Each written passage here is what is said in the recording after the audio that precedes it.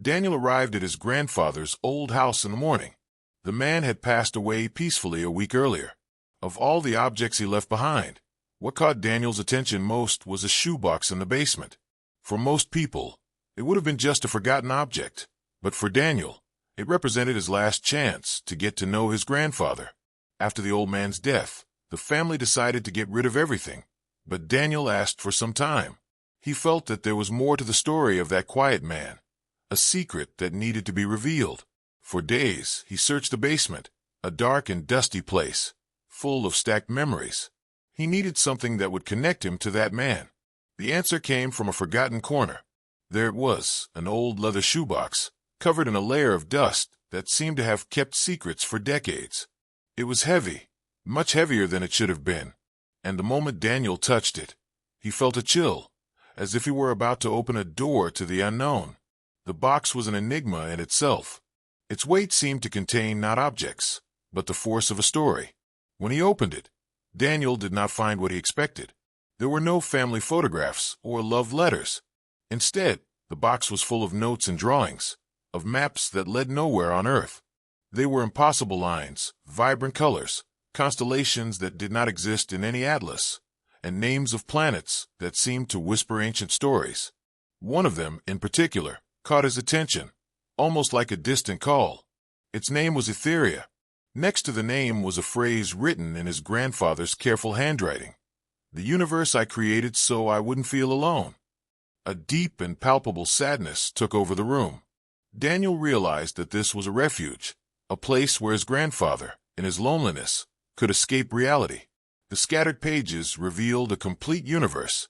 They were not just maps, but also detailed notes on the physics, fauna, and flora of that world. Daniel's grandfather had designed every aspect with scientific precision, like an architect of stars and planets. Daniel lost himself in those pages. He saw floating cities, creatures that glowed in the dark, and forests whose trees had glass leaves. The old man's loneliness, manifested in those creations, touched him deeply. What would have led a man to isolate himself so much that he needed to invent an entire world? The question consumed him. He realized that the real quest was not about a map, but about the reasons behind it. The shoebox did not hold his grandfather's past, but his soul. The notes continued. His grandfather described the life energy that powered Etheria, a substance he called lumina. It was the source of all life. He had designed complex ecological systems, where every creature and every plant was interconnected. The trees had silver sap, and the mountains were made of chant crystals. Everything was poetically invented. Daniel felt a strange connection to that world, not just because it was his grandfather's work, but because it was the manifestation of a creative spirit he admired but had never understood. Daniel's life, so caught up in numbers and spreadsheets, seemed empty compared to the vastness his grandfather had built. He wondered if he was also running away, but in a much less creative way. The box turned into a portal. Daniel was no longer in the dusty basement, but in a place between our world and his. His grandfather's notes seemed like more than just drawings. Daniel felt that he was trying to say something, not through direct words, but through the essence of his creation. With each page he turned, he felt closer to his grandfather. Not the man he knew, but the creator, the dreamer. The universe of Etheria was not just a map, it was a testament. Proof that even in solitude, imagination can build bridges, create refuges, and save souls. His grandfather was not a lonely man. He was the guardian of a universe. Daniel, on the other hand, felt like the loneliest man in the world. The soft light from the box illuminated Daniel's room. He was no longer looking at a piece of cardboard. Before his eyes, the lines and dots of color transformed into a three-dimensional projection. Tiny planets of light, swirling galaxies, and asteroid belts floated in the air. It was a living map, pulsing with the energy his grandfather called lumina. Daniel leaned forward, reaching out his hand. His fingertips touched the shiny surface of one of the planets. At that moment, a wave of heat spread through his arm, not physical heat, but an energy that seemed to carry memories and emotions. It was his grandfather's universe, now manifested in his own reality. The attraction was undeniable. With each passing second, the projection became more real, more solid. and Daniel felt that he was no longer an observer, but a participant. He could feel the cool breeze of Etheria, smell the glass flowers, hear the singing crystals. His brain, accustomed to logic and order, tried to fight what he saw, but his heart, hungry for something more, surrendered. The search for his grandfather had turned into a search for himself. He was not only discovering a world, he was discovering a lost part of his soul, a part that had long since been replaced by spreadsheets and reports. The pulsating light on the map was like a beacon, calling him to a place where imagination was the only rule. He was no longer in control. Etheria was calling him. Daniel's grandfather had created Etheria to escape loneliness, to find refuge. Daniel was about to use it for the same reason. He thought about his job, his life, the security, the salary, society's expectations. It all seemed so insignificant compared to the vastness that lay before him. He realized that his grandfather's phrase, "What was lost to reality," was not just about him, but about Daniel as well.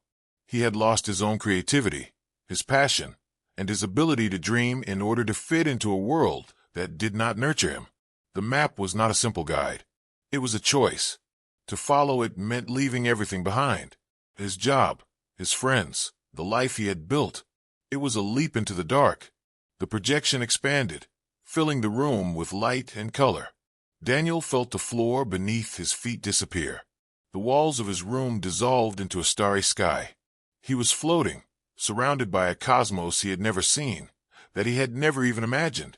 There was no fear, only a deep fascination. He was the explorer of a world that belonged only to his grandfather's imagination. At the center of the map, one bright spot pulsed more strongly than the others. It was the heart of Etheria. That was where Lumina was taking him.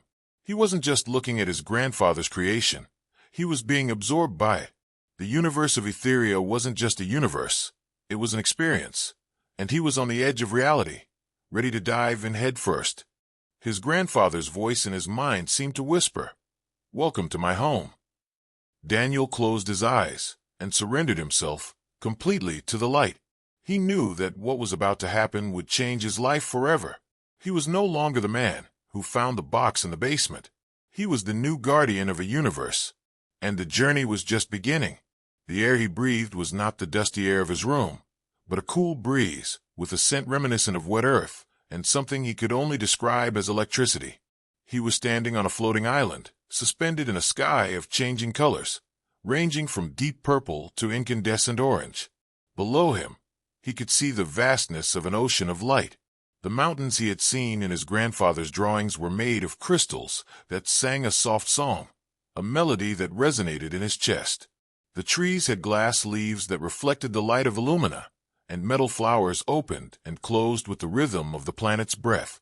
Etheria was not just a vision. It was a living world, pulsing with energy. The experience was overwhelming. His mind, accustomed to the routine and tedium of his office life, struggled to process the beauty and complexity of what he saw.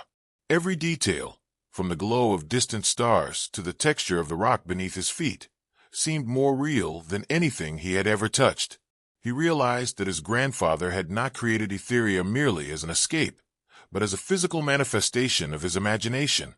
The real world, with its demands and lack of magic, seemed like a distant dream in comparison. He was finally in a place where what he felt inside aligned with what he saw outside. He began to walk, following a path of moss that glowed on the ground. His grandfather's notes on the fauna and flora of Etheria made perfect sense now. He saw tiny creatures of light that moved like fireflies and birds that looked like they were made of metallic origami. Every step was a discovery, but what surprised him most was the feeling of peace. The loneliness that accompanied him in his life did not exist here. He was alone, but he did not feel lonely. His grandfather's presence was in every detail, in every creature, in every crystal corner. It was as if the old man was by his side, guiding him. The universe was not a refuge for a lonely soul. It was a legacy left for another. In his exploration, he found a cave hidden behind a waterfall of sparkling sand. Upon entering, the air became denser, and the light of Lumina grew stronger. In the center of the cave was a stone platform. On it rested a small object. It was a metal box, engraved with the symbol of Etheria. Inside, he found a diary. It was his grandfather's diary, filled with personal notes, not about the physics of Etheria, but about his emotions and fears. The first sentence he read was, "I created this world to fight the emptiness that consumed me. I knew the darkness would try to enter." Daniel felt a chill. Etheria was not just a refuge, it was a battlefield. His grandfather had fought against his own darkness, and creation was his weapon. Daniel realized that his grandfather was not just an artist or an inventor. He was a warrior, and the diary was not just a relic, it was a warning. The universe he left to Daniel was not an amusement park, but a place where imagination and loneliness met. Daniel needed to understand what the darkness represented. Daniel's grandfather's diary was a window into the abyss. The pages revealed that the universe of Etheria was not just an escape, but an act of resistance against his own melancholy. The darkness, he mentioned, was the embodiment of his frustration, his loneliness, and the feeling that real life had no room for his imagination. The emptiness he felt threatened to consume his creation, and he spent each day feeding Etheria with his creative energy, his lumina, to keep it alive. Daniel realized that his own life, with its empty work and lack of purpose, was the same darkness his grandfather had fought against. The diary was not just a relic, it was a mirror. Daniel, reading the last notes, felt his grandfather's presence there. He realized that the old man had left the map not for Daniel to escape reality, but for him to understand his own struggle. The journey in Etheria was a rite of passage, a way for Daniel to reconnect with his own inner light, his own lumina. His grandfather's universe needed a new guardian. The responsibility fell on Daniel, not as a burden, but as a calling. And the darkness, the same darkness that had tried to consume his grandfather, now presented itself to Daniel as a test. Etheria was in danger. On the horizon, a gray, lifeless stain spread, consuming color and sound. The crystal mountains stopped singing, the metal flowers withered. It was the void, the same sadness Daniel felt in his life, manifested on an existential plane. The challenge was not physical. Daniel had no sword or shield. His only weapon was the lumina.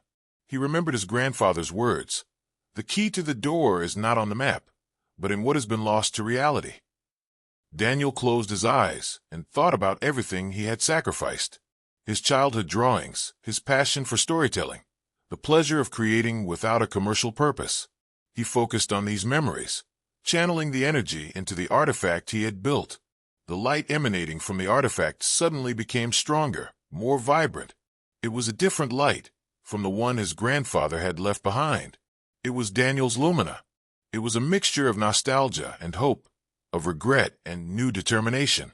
He reached out, and a beam of light from his lumina shot out into the darkness. Etheria's light joined his. The gray began to recede. The colors returned. The crystal mountains sang again. Daniel wasn't saving Etheria alone. He was saving her with his grandfather's help.